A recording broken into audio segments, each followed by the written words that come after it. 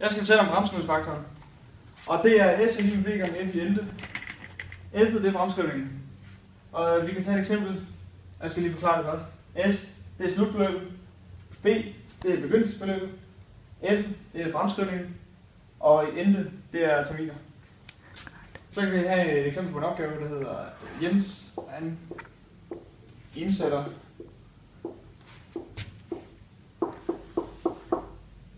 $15.000 i banken til en rente, der hedder 2,6%. Så skal vi lave en opgave ud på det, der hedder, hvor stort et beløb står der på kontoen efter 20 år. Og så siger man S lige med gange F i ende, sådan bruger vi der. Så har vi begyndelsesbeløbet, det er 15.000. Og så ganger vi sådan set bare med 1,026. Det betyder 2,6%. Og så skal vi sige i 20. Fordi det er 20 terminer, der går. Ja, det giver så 25.063,31.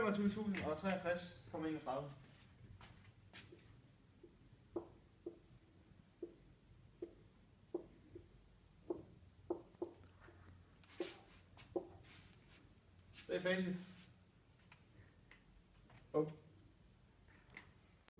I den tidligere video, der fik jeg ikke vist, hvordan man finder frem til, at 2,6% det er 1,026. Det vil jeg vise nu.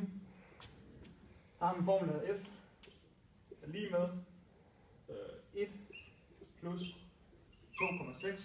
Det er de 2,6%, som vi skal finde ud af, hvad er i decimaler. Det er 100.